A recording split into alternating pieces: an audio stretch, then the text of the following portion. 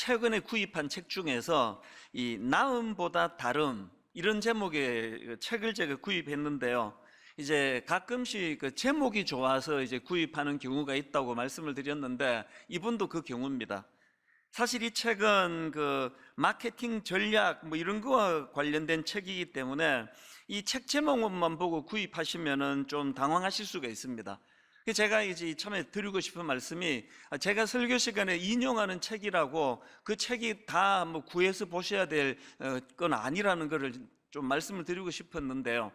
어쨌든 저는 이제 이 나음보다 다름 이 제목 이 한마디가 저에게 굉장히 많은 생각을 하게 하고 또 묵상하는 그런 도구가 됐습니다. 그 책 뒷면에 보니까 경쟁하지 말고 차별화하라. 이게 브랜딩과 관련되고 마케팅과 관련된 그런 의미로 준 얘기지만 목회자인 저에게 너무나 접목이 되는 겁니다. 목회를 하면서 경쟁하지 말고 차별화하라. 또 그 책 속에 그래도 나은 것이 아니라 다른 것이 이긴다. 그래서 여기서 말하는 나음을 제가 어떻게 적용해 보았냐 하면, 이제 이 세상의 구도는 그 나음을 향해서 나아가다가 보니 거기서 따라오는 불가피한 것은 경쟁, 더 경쟁을 속에서 내가 이 사람보다 내가 더 나아져야 되겠다, 이게 나음의 문제라면, 예수 믿는 우리가 추구해야 되는 것은 이 나음의 문제가 아니라 다름의 문제다. 우리가 추구하는 것은 다름이다. 다름을 추구해야 된다. 이게 저에게 참 많은 그 도전이 되고 깨달음이 되었습니다. 예수님께서 가르쳐 주신 산상설교도 사실은 이 세상과의 차별화, 이 세상과의 다름의 문제를 말씀하시는 거 아닙니까? 예를 들면은 산상설교 중에 마태복음 5장 38절부터 보십시오. 또 눈은 눈으로 이는 이로 갚으라 하였다는 것을 너희가 들었으나 나는 너희에게 이르노니 악한 자를 대적하지 말라. 누구든지 내 오른편 뺨을 치거든 왼편도 돌려대며 또 너를 고발하여 속옷을 가지고자 하는 자에게 그옷까지도 가지게 하며 또 누구든지 너로 억지로 오리를 가게 하거든 그 사람과 심리를 동행하고 내게 구하는 자에게 주며 내게 꾸고자 하는 자에게 거절하지 말라. 이게 전부가 다 이게 다름의 문제 아닙니까? 세상에서는 절대로 통용되지 않는 하나님 나라에서의 가치관과 또 추구해야 되는 것들을 예수님이 지금 가르쳐 주시는 거 아닙니까? 심지어는 그 다음 나오는 43절부터 보십시오. 또 내 이웃을 사랑하고 내 원수를 미워하라 하였다는 것을 너희가 들었으나, 너희가 들었으나가 이게 뭘 의미합니까? 이게 그동안 세상에서 통용되던 그 들려지던 가치관의 문제는 원수 갚아라, 지지 마라, 이런 거였다면 다름의 문제가 뭡니까? 44절 나는 너희에게 이르노니 너희 원수를 사랑하며 너희를 박해하는 자를 위하여 기도하라. 이게 전부가 다 다름의 문제입니다. 분당 우리 교회는 제자 훈련하는 교회 아닙니까? 그런데 사실 이 제자 훈련에서 강조하는 이 제자도의 핵심 중의 핵심은 예수님의 이 말씀에서 저는 찾을 수 있다고 생각합니다. 누가복음 22장 24절입니다. 또 그들 사이에 그중 누가 크냐 하는 다툼이 난지라 예수께서 이르시되 이방인의 임금들은 그들을 주관하며 그 집권자들은 은인이라 칭함을 받으나 너희는 그렇지 않을지니.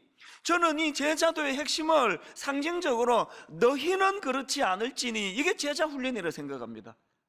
세상에서는 그래서 높은 자리 올라가고 권력을 가지고 그리고 앉아서 대접을 받는 이거를 다 추구하는 그런 가치관을 가졌다면 너희는 그렇지 아니하니, 너희는 그렇지 않을지니, 이게 다 다름의 문제 아닙니까?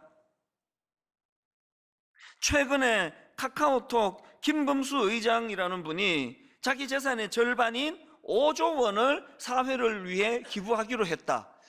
이 기사를 보는데 이것도 되게 큰 감당하기 어려운 그 결단을 내렸구나. 그게 참 인상적이었는데요. 더 인상적이었던 거는 이분이 이렇게 5조 원이라고 하는 어마어마한 돈을 사회에 기부하게 만든 거기에 영향을 줄 시가 있다는 겁니다. 이것도 또 흥미롭지 않습니까? 그 시를 내가 찾아봤습니다. 그랬더니 예전에 설교 시간에 벌써 인용했던 저도 좋아하는 그 시더라고요.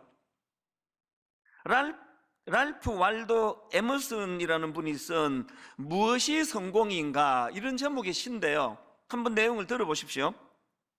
자주, 그리고 많이 웃는 것, 현명한 이에게 존경을 받고 아이들에게서 사랑을 받는 것, 정직한 비평가의 찬사를 듣고 친구의 배반을 참아내는 것, 아름다움을 식별할 줄 알며 다른 사람에게서 최선의 것을 발견하는 것, 건강한 아이를 낳든 한 떼기의 정원을 가꾸든 사회 환경을 개선하든, 자, 그 다음 들어보세요. 자기가 태어나기 전보다 세상을 조금이라도 살기 좋은 곳으로 만들어 놓고 떠나는 것, 자신이 한때 이곳에 살았으므로 해서 단 한 사람의 인생이라도 행복해지는 것, 이것이 진정한 성공이다. 그 김범수 의장이라는 분이 재산의 5조 원을 사회에 내놓기로 한 거는 이런 시들을 통해서 다름을 알게 된 거예요. 돈 많이 버는 것만이 성공이 아니라 뭐라고 이야기합니까? 그래도 내가 이 땅에 태어났는데 자기가 태어나기 전보다 세상을 조금이라도 살기 좋은 곳으로 만들어 놓고 떠나는 거, 이게 성공한 인생이라는 거, 이게 다름의 문제 아닙니까? 제가 왜 이 시를 여러분께 제가 언젠가 소개해드리고 또 저도 또 이 대목을 제가 옮겨가지고 묵상하고 그렇게 하는가 하면은, 그저 큰 교회에 맞는 걸 성공이라고 자랑하는 이런 이 세상에 똑같은 논리로 가는 목사가 아니라 이 세상과는 다른 일만수도 파송 운동을 하는 하나님의 명령도 바로 다름을 구현해라, 이 명령 아니겠습니까? 사실 여러분, 우리가 그리스도의 제자로서 이렇게 세상과는 다름을 추구하는 삶을 살아야 될 많은 책임과 의무감이 있지만, 더 중요한 건요, 우리가 이렇게 다름을 추구하며 사는 게 이게 우리가 살 길이기 때문에 그렇습니다. 여러분이 잘 아시는 아브라함, 창세기 13장에 보면은 지금 조카 롯하고의 이야기가 거기 하나 담겨져 있는데요, 창세기 13장 7절입니다. 그러므로 아브라함의 가축의 목자와 롯의 가축의 목자가 서로 다투고 또 가나안 사람과 브리스 사람도 그 땅에 거주하였는지라, 이제 재산이 많아지고 일꾼들이 많아지니까 거기서 이제 다툼이 생기는 겁니다. 그래서 이제 우리 분가하자, 이렇게 싸우고 있으면 안 된다. 그런데 그 아브라함이 놀라운 이야기를 하는 거 아닙니까? 그 다음 8절 9절입니다 아브라함이 롯에게 이르되 우리는 한 친족이라 나나 너나 내 목자나 너의 목자나 서로 다투게 하지 말자. 너 앞에 온 땅이 있지 아니하냐? 나를 떠나가라. 너가 좌하면 나는 우하고 너가 우하면 나는 좌하리라. 지금 칼자루를 쥐고 있는 삼촌 입장에서 내가 이게 정할게, 넌 절로 가라, 얼마든지 이렇게 할 수 있는 거 아닙니까? 그리고 이렇게 했다고 누가 아브라함을 그 욕심쟁이라고 비난하겠습니까? 그런데 놀라운 이야기라는 거예요. 네가 정하라는 거예요. 네가 우하면 난 좌할게, 네가 좌하면 내가 우할게, 네가 뭐든지 원하는 대로 해라. 이게 세상과의 다름의 문제 아닙니까? 그랬더니 결과 다 아시잖아요. 조카 롯은 다름이 아니라 나음을 찾았어요. 자기 눈에 보기에 비옥하고 자기 눈에 보기에 좋은 땅을 택했다가 그 타락으로 인해 가지고 함께 망해버린 게 조카 롯이거든요. 여러분, 당장 눈에는 우리가 이 세상에 그냥 남이야 상처를 받든지 남이야 뭐 눈물을 흘리든지 나는 능력이 있어, 나는 니들보다 나아, 나는 니들보다 나은 걸 추구할 거야, 이게 결국은 그 인생의 행복을 갉아먹는 치명적인 독이 되고요, 아브라함처럼 다름을 선택하니까 그게 하나님의 인도하심을 받는, 영적으로 충만하게 만드는 도구가 되더라는 거 아니겠습니까? 이런 의미에서 저는 이 예수 믿고 변화된 이 땅을 살아가는 그리스도인이나 혹은 그들이 모여 이루는 교회라는 공동체나 결국 우리가 추구해야 되는 건 이건 이 다름의 문제다. 여러분, 초대교회의 사도행전 2장에서 이제 교회가 태동하는 그 과정을 성경이 묘사하는 것도 그 초대교회가 그 시대와 다름을 기록하는 거거든요. 자, 무슨 이야기냐? 여러분도 잘 아는 말씀입니다. 사도행전 2장 44절부터 보십시오. 믿는 사람이 다 함께 있어 모든 물건을 서로 통용하고 또 재산과 소유를 팔아 각 사람의 필요를 따라 나눠주며 날마다 마음을 같이하여 성전에 모이기를 힘쓰고. 이게 전부 다 지금 다름의 공동체라는 거예요. 다름의 공동체. 막 거기에 막 연예인도 나오고 막 유명한 어떤 막 사장님도 나오고 무슨 장관도 나오고 막 거기에 막 구성원이 대단하고 이런 구도가 전혀 아니고요. 그 구성원이 어떤 거에 대한 묘사보다도 다른 거예요. 한 번도 못 본 거. 아니 어떻게 막 물건을 서로 통용하고 막 재산과 소유를 팔아가지고 필요한 대로 나눠 쓰게 하고. 그래서 저는 그런 것들을 많이 꿈을 꿨는데요. 막 예배 들어오시다가 막 집에 안 쓰는 물건 같은 거 그냥 막 안 쓰는 물건은 안 되고 다시 막 좋은 거 이런 게 있으면 사가지고 막 문 앞에다 두고 예배 마치고 또 필요한 사람은 기꺼이 또 그거 가져가고. 그 한때는 저희가 새벽기도 마치고 나서 그런 것들을 추구했던 기억이 있거든요. 교회에서 원하는 대로 누군가가 그 쌀 같은 거를 헌금하면은 이렇게 쌀을 그냥 가만히로 쌓아놓고 기도하고, 어떤 분이 필요하면 또 그거 그냥 누가 가져갔는 거지 뭐 말할 필요도 없고. 이것들이 지금 다름의 문제를 구현하는데, 언제부턴가 교회가 이 다름을 추구하다가 점점 나음을 추구하면서 비극이 찾아오는 거잖아요. 큰 교회와 작은 교회가 경쟁 구도가 되고, 또 교회 안에서도 이 집사님과 저 집사님이 봉사하고 무슨 자리 가지고. 그래서 저는 장로 선거, 안수집사 선거 이런 거를 통해서 마음 아픈 이야기를 종종 듣거든요. 이게 나음의 문제로 가게 되면 거기에 반드시 경쟁이 들어오게 되고, 그러면 상처를 받게 되거든요. 그래서 저는 분당 우리 교회가 이 나음의 공동체, 그냥 니 잘났네 내 잘났네, 내가 얼마나 유능하면 내가 교회 이렇게 크게 키우겠느냐, 내가 말이야 목회 참 잘하는데 말이야, 막 이렇게 그 다른 사람과 비교하고 또 그 나음을 자랑하고 나음을 추구하는 교회가 아니라, 그런 세상적인 구도가 아니라 하나님 나라만이 할 수 있는 이 다름을 추구하는, 이 다름을 꿈꾸는 그런 교회 공동체가 되기를 바랍니다. 제가 오늘 말씀을 이렇게 풀어가는 이유는요, 지금 우리가 예수님의 12제자에 대해서 살펴보고 있는데요, 예수님의 12제자 중에 오늘 살펴볼 인물이 안드레입니다. 사실 저는 개인적으로 12명의 제자 중에서 가장 닮고 싶은 인물 하나를 꼽으라 그러면 저 개인적으로는 안드레를 꼽고 싶습니다. 아니, 안드레의 어떤 점이 그렇게 12명 중에 제일 닮고 싶은 인물이 되었는가? 이 안드레를 딱 한마디로 요약하라면 그는 다름의 삶을 살아낸 인물이다, 그렇게 제가 정의를 할 수가 있다 생각합니다. 안드레는 베드로의 형제거든요. 그리고 또 베드로를 전도한 사람이 안드레예요. 그 내용이 요한복음 1장 41절에 나옵니다. 그가 먼저, 이 안드레입니다. 그가 먼저 자기의 형제 시몬을 찾아 말하되 우리가 메시아를 만났다 하고 데리고 예수께로 오니. 여기 나오는 시몬이 베드로 아닙니까? 아니, 안드레가 지금 베드로를 전도했단 말이에요. 그런데 이 베드로가 점점 막 성격도 갈갈하고 막 적극적이고 그러니까 점점 이제 막 영향력을 미치더니 뭐 수제자가 됐어. 수제자. 그리고 또 기록할 때 뭐 베드로가 또 맨 앞에 나오잖아요. 베드로의 영향력이 점점 이제 퍼져나가더니요, 지금 카톨릭에서는 베드로의 존재를 너무 크게 부각을 시킨 나머지 베드로를 일대 교황이라고 그럽니다. 그래서 예수 안 믿는 사람들도 베드로 아세요? 그럼 다 압니다. 베드로 모르는 사람 아무도 없습니다. 근데 안드레라고 들어보셨어요? 그럼 아무도 몰라요. 안드레 김? 이렇게 이야기합니다. 안드레에 대해서는 예수 안 믿는 사람, 심지어 예수 믿는 사람 중에 초신자들은 안드레를 잘 모르실 거예요. 아니, 이게 보통 문제입니까? 내가 전도했는데.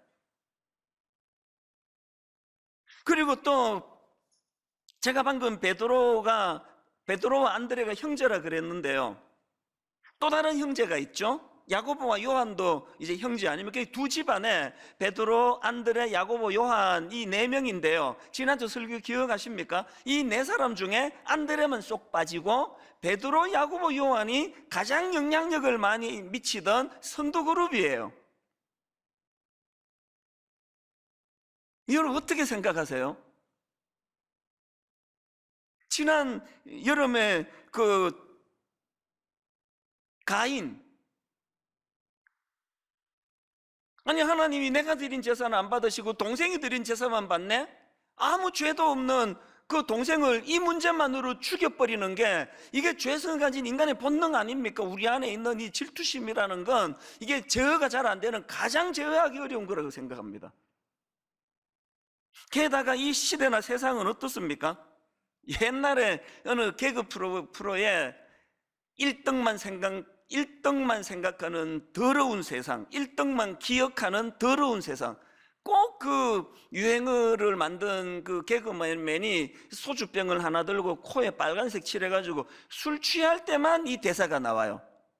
1등만 기억하는 더러운 세상. 여러분 이게 왜 유행어가 됐을까요? 모든 사람이 공감하니까 자꾸 되뇌이니까 유행어가 되는 거 아닙니까?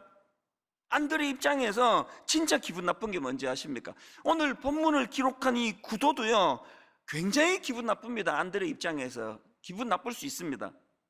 자, 오늘 본문 말씀을요 다시 한번 이제 은혜 받으려고 읽지 말고 이 세상의 그 어떤 세속적인 생각의 기준으로 이 본문의 흐름을 한번 보십시오. 이 구도를요 12명의 제자 명단이 나오는데요 제일 먼저 16절에 베드로가 나오는데 16절을 보십시오. 이 12를 세우셨으니 시몬에게는 베드로라는 이름을 더하셨고, 호텔로 치면 베드로한테 독방을 주었습니다. 독방. 16절 한 절을 베드로만 기록했습니다. 그리고 베드로에 대하여 부연 설명까지 붙여놨습니다. 그 다음 17절에는 2인실을 줍니다. 2인실. 자, 17절을 보십시오. 또 세베대의 아들 야고보와 야고보의 형제 요한이니 이 둘에게는 보아너게 곧 우레의 아들이란 이름을 더하셨으며, 여기도 보면은 야고보와 요한 형제 이름을 기록하면서 부연 설명까지 덧붙여 놓습니다. 그리고 맨 마지막에 19절 또 가룟 유다니 이는 예수를 판자더라. 이 가룟 유다는 또 악한 놈이라 가지고 또 거기에 부연 설명하고 또 독방을 줬네요. 이것도 저것도 아닌 게 안드레와 그 다음 사람입니다. 자, 그 앞에 나오는 18절을 보십시오. 또 안드레와 빌립과 바돌로메와 마테와 도마와 알페오의 아들 야고보와 미 다데오와 가나나인 시몬이며, 이거 안드레 입장에서 이거 엄청 기분 나쁜 거 아닙니까? 아니 우리 형은 이름 옆에 설명도 붙이고 독방 내주고, 우리는 아무 설명 없이 이름만 쭉 열거해 놓는 거. 제가 이거를 흥미롭게 보면서 지금 저자인 마가가 기능적으로 이제 강조점을 두면서 기록을 한 것 같은데, 마가가 이렇게 기록할 수 있는 자신감이 어디서 나옵니까? 이렇게 기록해서 안드레가 상처받을 사람이 아니라는 걸 알기 때문에 이렇게 하는 거 아닙니까? 목회가 힘든 교회 가면은요 뭐라고 쓰면은 또 이거 김 권사님 또 화낼 텐데, 또 저렇게 하고 나면 또 이 박 권사님이 또 화낼 텐데, 목회가 굉장히 힘든 거예요. 그게 제가 이런 면에서 안드레를 제가 존경하는 포인트가 하나 있는데요, 이 안드레는 지금 자기가 전도했던 자기 형제 베드로가 수제자가 되고 많은 영향력을 미치고, 자기는 그 형제 그늘에 갈려가지고 그 낮은 자리에 처한 것 같은 이런 상황을 개의치 않더라는 거예요. 그래서 그는 이름 없이 막 자기 그 형의 명성에 비하면은 너무나 이름 없이 그냥 쭉 열거만 되는 그런 그 3등 칸에 써놓은 것 같은 이런 대우를 받는지 모르지만 상징적으로 드리는 말씀이죠. 안드레가 가진 귀함이 뭡니까? 자기가 유명해지는 것이 인생의 초점이 아니고, 누구를 통해서든지 간에 주님의 영광이 드러나고 하나님의 나라가 드러날 수만 있다면 그게 무슨 상관인데요? 이런 이미지를 풍겨주는 안드레이기 때문에 저는 12명 중에서 안드레를 제일 닮고 싶고 또 제일 존경하는 마음이 생기더라. 그 말씀을 제가 드리는 거예요. 인생은요 이 세상의 가치관에 속기 때문에 너무나 처참하게 낭비하며 보내는 겁니다. 여러분이 다 아시는 그 음악가 살리에르 아시죠? 모차르트를 질투해가지고 뭐 영화도 나왔잖아요. 사실 이 살리에르 자체도요, 어마어마한 음악가라고 그러잖아요. 뭐 대단한 그런 궁중음악가인데 자기의 강점을 드러내지를 못하고 더 나음을 추구하다가 보니까 막 열심히 경쟁하며 달려갔는데 보면 앞에 모차르트가 있고 노력도 별로 안 하는 것 같은데 또 자기를 앞서고, 그래서 자기 인생을 파괴시킨 게 그게 살리에르 아닙니까? 그리스도인은요, 절대로 그런 차원에서의 경쟁을 유발하는 나음의 길이 아니라 다름의 길을 가는 거예요. 모차르트는 모차르트의 인생으로 살아가는 거고, 나는 하나님 주신 이 재능을 가지고 내 길을 가면 얼마나 그가 인생의 낭비를 줄일 수 있었겠습니까? 그 1만 성도 파송 운동을 선언하고 8년 전에 정말 고뇌하는 시간을 보냈거든요. 왜냐하니까 아무리 생각을 하고 또 생각을 해도 10,000명에서 15,000명을 그 파송할 자신이 없는 거예요. 아니 뭐 우리 성도님들이 뭐 창고에도 물건도 아니고 뭐 제가 뭐 가라 그런다고 가고 남으라 그런다고 남는 분들입니까? 인격체인데. 그 10,000명에서 15,000명을 더 모아라 그러면 막 되든 안 되든 한번 막 열심히 해보겠는데, 아무리 생각을 해도 이 성도님들을 그런 작은 교회로 파송하는 일이 불가능해 보이는 겁니다. 그러니까 이제 고뇌가 많고 잠이 안 오고 그랬는데요, 하나님이 저를 얼마나 사랑하시는지 그럴 때 많은 성경의 인물들을 저에게 묵상하게 하시면서 그것들을 헤쳐나가게 하셨는데요, 그 많은 하나님이 묵상하게 하신 인물 중에서 요나단이라는 인물을 하나님이 묵상하도록 허락해 주셨습니다. 아시죠? 요나단, 그 다윗을 향한 그 사랑의, 그 우정과 사랑의 대명사 아닙니까? 저는 이 구절이요, 사무엘상 23장 17절, 곧 요나단이 그에게 이르기를 두려워하지 말라, 내 아버지 사울의 손이 내게 미치지 못할 것이요 너는 이스라엘 왕이 되고 나는 너의 다음이 될 것을 내 아버지 사울도 안다. 아니 이런 말을 어떻게 이렇게 쉽게 할 수 있느냐고요. 이놈의 자식이 죽어야, 이놈의 자식이 없어져야 내가 왕이 되는데 네가 왕 해라. 이게 다름의 문제 아닙니까? 다름? 경쟁으로 나가지 않는? 사실 제가 부끄러운 고백이지만요, 이 요나단을 묵상하기 전까지만 해도 내 발상이 어디에 갇혀 있었느냐 하면은, 저는 이 교회 담임 목사니까 내가 이 교회를 떠난다는 생각은 단 한 번도 해본 적이 없습니다. 나는 당연히 남고 이 성도님들이 이제 나가셔야 되는데 어떻게 해야 나가시지? 그런 생각에 갇혀 있었는데 이 요나단을 하나님이 묵상하게 하심으로 그때 제 생각의 발상이 바뀐 거예요.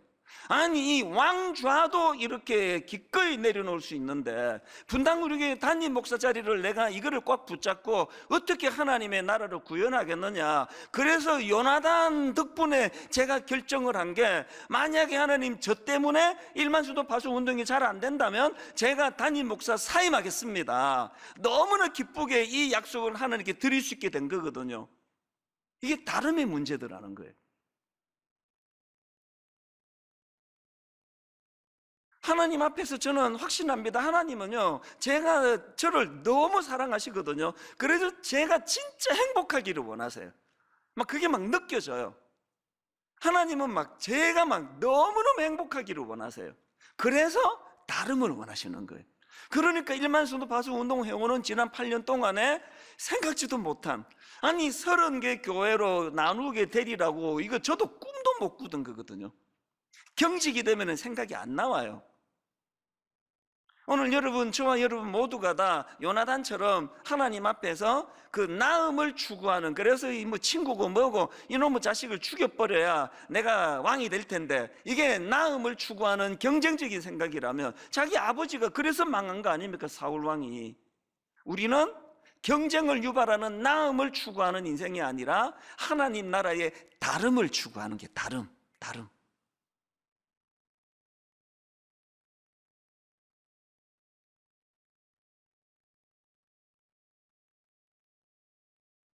오늘 저와 여러분이 이 안드레라는 한 인물을 통해서 그동안의 우리의 삶을 한번 점검해보고 무엇 때문에 난 인생이 이렇게 피곤한가, 또 무엇에 나는 쓸데없는 에너지를 이렇게 많이 낭비하고 있는가, 이런 것들을 좀 점검하면서 이제 하나님, 저는 다름, 나음이 아닌 다름을 추구하는 인생이 되기를 원합니다. 그래서 저는 이런 안드레의 다름의 삶을 추구하기 위해서 우리가 해야 될 두 가지 훈련이 있다고 생각합니다. 첫 번째 훈련이 뭐냐? 작은 것의 가치를 인식하기예요. 안드레에게 이 의식이 있기 때문에 다름이 가능한 거거든요. 여러분, 오병이어의 기적 다 아시잖아요. 여러분, 이 오병이어의 어린아이의 그 보리떡 5개와 물고기 2마리로 장정 남자만 5,000명을 먹이신 이 기적의 사건의 출발이 안드레의 안목에서부터 시작했다는 거 혹시 아십니까? 이게 무슨 말씀이냐? 자, 요한복음 6장 5절입니다. 많은 군중들이 모여 있는데 6장 5절, 예수께서 눈을 들어 큰 무리가 자기에게로 오는 것을 보시고 빌립에게 이르시되 우리가 어디서 떡을 사서 이 사람들을 먹이겠느냐 하시니, 그랬더니 제자 빌립이 막 이제 머리를 굴립니다. 7절, 빌립이 대답하되 각 사람으로 조금씩 받게 할지라도 200데나리온의 떡이 부족하리이다. 이렇게 그냥 머리 굴리며 계산하고 돈 계산하고 있을 그때에 안드레는 완전히 다른 발상으로 다가갑니다. 자, 8절과 9절입니다. 제자 중 하나 곧 시몬 베드로의 형제 안드레가 예수께 여짜오되 여기 한 아이가 있어. 여러분, 저는요 오병이어의 가장 핵심되는 말씀이 한마디라 생각합니다. 여기 한 아이가 있어. 저는요 오병이어의 물고기 5마리, 보리떡 2개, 이 거꾸로 얘기했나? 보리떡 5개와 물고기 2마리, 뭐 거꾸로고 뭐고 관심 없습니다. 그게 초점 아닙니다. 여러분, 물고기가 뭐 7마리든 10마리든 이게 중요한 게 아니고, 오병이어의 기적의 가장 중요한 핵심 단어를 꼽으라면 여기에 한 아이가 있어요. 왜 그렇습니까? 그 당시로 그 아이의 존재는요 미미하게 짝이었습니다. 오죽하면은 같이 먹었는데 애들은 개수에 넣지도 않느냐고요. 눈길을 끌지 못하던 그 당시 아이들, 그렇게 무시하던 아이들인데 안드레는 그 무시당하던 아이, 여기 한 아이가 있어. 이 주목받지 못하는 이 한 아이가 가지고 있는 그 재료도 주님의 손에 붙들리면 위대한 도구가 될 수 있다. 이게 제가 발견한 안드레가 가진 작은 것의 가치를 인식하는 태도 아닙니까? 작은 것을 무시하지 않고 작은 것의 가치를 인식했던 그 안드레가 있었기 때문에 그 아이를 예수님께 데려갈 수 있었고, 거기서부터 기적이 출발하게 된 거 아닙니까? 지난주 제가 설교 시간에 강점으로 일하시는 예수님 이렇게 막 열심히 제가 설교했는데 꽤 많은 분들이 설교 듣고 그랬을 거예요. 강점으로 일하시는데 목사님, 저는 강점이 없습니다. 에이, 왜 강점이 없어요? 너무나 경쟁 구도에 우리가 거기에 속아가지고 작은 강점을 생각 안 하는, 그게 화근이거든요. 여러분, 하나님께서 여러분에게 주신 드러나지 않지만 그 작은 그 무엇을 소중히 여기는, 그래서 여러분, 분당 우리 교회는요 대형 행사가 없는 교회예요. 우리 교회 다니시는 분 지난 수년 동안 큰 이벤트를 가지고 행사하는 거 봤습니까? 우리 교회 행사 없습니다. 사실 개척 초기에 제가 행사를 얼마나 좋아했는지 제 별명이 이벤트리였어요. 이벤트리. 막 아이디어가 막 계속 나와요. 지금도요 막 그런 아이디어에 제가 소질이 좀 있습니다. 근데 이를 악물고 참아요. 분당 우리 교회 대형 행사 안 한다. 왜 안 합니까? 교회가 이렇게 대형 행사 위주로 가다 보면은 교역자들은 막 거기 동원돼가지고 진이 다 빠지고 성도 돌보고 신방하고 그럴 여력이 생기지 않습니다. 그러면 성도들은 점점 존재가 작아지는 거 아닙니까? 저는 뭐 자신 있게 말씀드립니다. 우리 교구 목사님들이 손이 안 닿아서 뭐 그런 일은 있을지 몰라도, 그래서 누가 그러더라고요. 아니, 이 큰 교회에서 교구 교역자들이 성도들을 이렇게까지 알뜰살뜰 살피느냐, 성도들만으로 안 되니까 순장님도 거기에 동역자가 돼가지고, 그래서 저는 이벤트하고 막 신문에 맨날 이름 나오고 시끌벅적한 교회가 되는 것보다, 그런 거 하나도 하지 않더라도 저 구석진데 홀로 울고 있는 한 성도님의 눈물을 볼 수 있는 교회가 되기를 바랍니다. 왜? 교회는 그 작은 한 사람을 귀히 여기는 공동체이기 때문에 그렇습니다. 이게 작은 것의 가치를 인식하는 태도로 할 수 있고, 그런가 하면 두 번째로 우리가 훈련해야 되는 게 하나 더 있는데요, 조용한 영향력의 가치를 인식하기. 이건 무슨 뜻이냐? 여러분, 베드로를 제가 의식해서 이런 제목을 붙여본 거예요. 베드로는 시끌벅적한 영향력이에요. 베드로는 막 대놓고 영향력. 그래서 사도행전 가보면은 막 베드로는 대단합니다. 막 한 번 설교에 막 3,000명씩 회개하고 돌아오게 만들고 그냥 기적을 베풀고 막 굉장한 일들을 행하는 게 베드로예요. 여기에 반해가지고 안드레는 존재감이 없었던 사람이에요. 기껏 안드레는요, 한 사람 주님 앞에, 자기 형제 주님 앞에 인도하고, 존재감도 없는 애 주님께 데리고 오고, 그리고 또 요한복음 12장에 보면은 그 헬라인 몇 사람이 빌립을 찾아와 가지고 예수님을 좀 만나고 싶다 그랬더니 이상하게도 빌립이 그 사람들을 안드레에게 데리고 가요.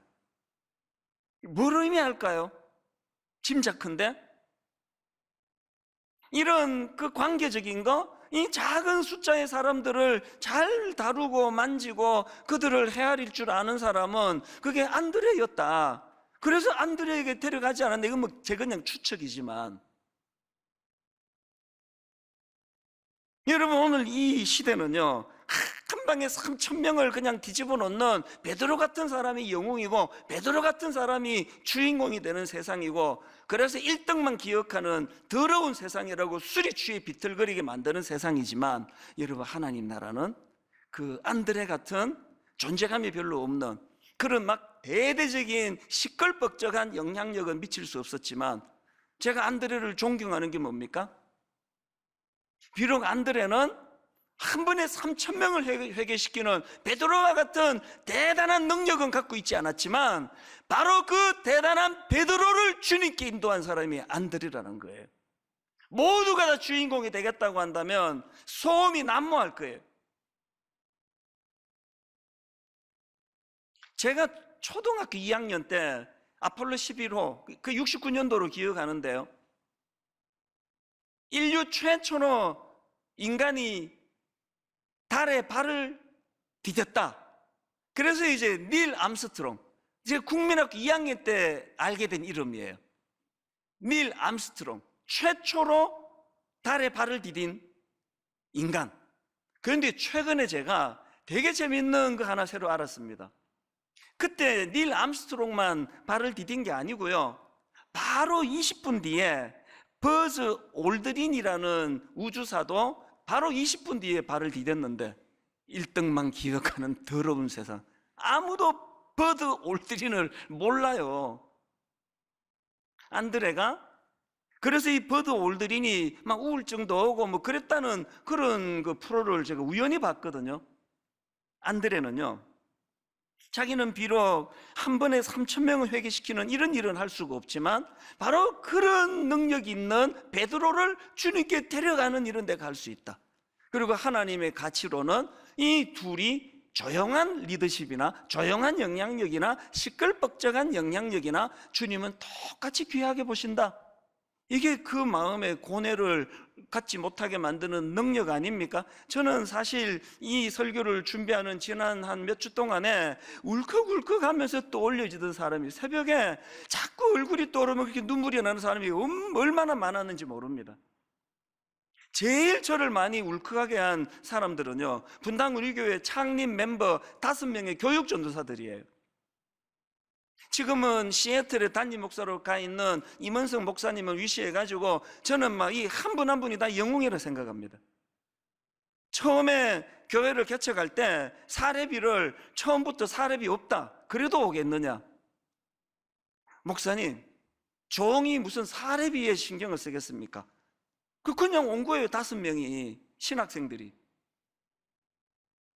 개척 교회니까 그때 교회에서 저에게 월 150만 원의 그 사례비를 주셨는데요, 그 5명을 보고 이게 넘어갑니까? 그래서 이제 5등분해서 30만 원씩 이걸로 이 교역자들이 연명하던 그런 상황이에요. 그런데 이 5명의 이 영웅들이 참 눈물이 나요. 토요일날 교회 청소부터 시작해서 강대상 올리고 물건 올리고, 그때도 우리 교회는 초신자들이 많았거든요.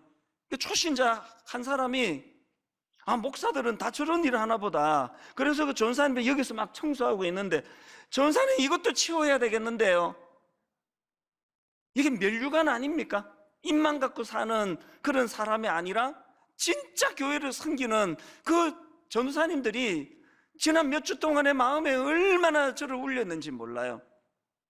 그런가 하면은 청소년 사역하던 동안에 이름 없던 수많은 주일학교 선생님들, 제가 맨 처음에 대구 서문교회라는 교회에서 교육전서 사역했는데 그 분들 생각하면 지금도 눈물이 납니다.